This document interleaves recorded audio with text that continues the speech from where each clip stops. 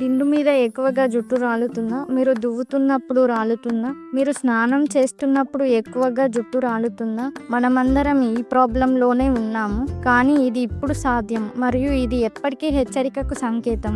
ఈ వీడియోలో జుట్టు రాలడం ఎందుకు జరుగుతుంది, దాన్ని ఎలా పరిష్కరించుకోవాలో మరియు నాకు వ్యక్తిగతంగా ఏది పనిచేసిందో మాట్లాడుకుందాం. జుట్టు ఎందుకు రాలుతుంది? జుట్టు రాలడానికి చాలా కారణాలు ఉంటాయి.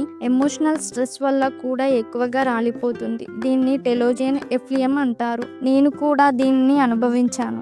సరైన ఆహారం లేకపోవడం, ప్రోటీన్, ఐరన్ మరియు విటమిన్లు లేకపోవడం వల్ల జుట్టు మూలాలు బలహీనపడతాయి. జుట్టు ప్రోటీన్తో తయారవుతుంది. Hormonal imbalance, thyroid problems, PCOD and post pregnancy తర్వాత కూడా మీ జుట్టు సైకిల్ ప్రభావం చేయవచ్చు. హార్ష్ ప్రొడక్ట్స్, సల్ఫేట్లు కలిగిన షాంపూలు, ఎక్కువగా వేడి చేసిన హెయిర్ స్టైలింగ్స్, తరచుగా కలర్ వేసుకోవడం వల్ల మీ జుట్టు, మీ స్కాల్ప్, చర్మం దెబ్బతింటుంది.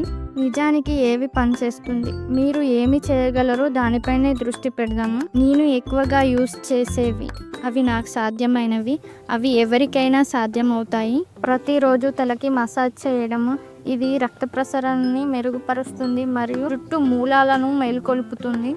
స్మార్ట్గా తినండి. ఎగ్స్, పప్పులు, పెరుగు, పాలకూర మరియు ఖర్జూర వంటి ఐరన్ అధికంగా ఉండే ఆహారము మీకు సహాయపడతాయి. అవిసె గింజలు మరియు వాల్నట్స్ తినడం మర్చిపోవద్దు. సున్నితమైన జెంటిల్ ప్రోడక్ట్స్, సల్ఫేట్ లేని షాంపూలు వాడండి. తలకు కాదు, జుట్టు చివర్లకు కండిషన్ చేయండి. వారానికి 2 నుంచి 3 సార్లు కడగాలి. వారానికి ఒకసారి నేచురల్ హెయిర్ మాస్కులను ఉపయోగించండి. బనానా, కలమంద, కొబ్బరి నూనెను కలిపి ప్యాక్ లాగా వేసుకోండి. ఇది మీ నష్టాన్ని సరిచేస్తుంది. డ్యామేజ్గా ఉన్న హెయిర్ని లోపల నుండి రిపేర్ చేస్తుంది. మీరు గంటల సేపు మెడిటేషన్ చేయాల్సిన అవసరం లేదు. ఒక 5 నిమిషాలు కేటాయించి డీప్ బ్రీత్ తీసుకోండి. ఈ వీడియో అవసరమైన వారితో షేర్ చేయండి. మరిన్ని వెల్నెస్ టిప్స్ కోసం మన ఛానల్ని లైక్ చేయండి, సబ్స్క్రైబ్ చేసుకోవడం మర్చిపోవద్దు.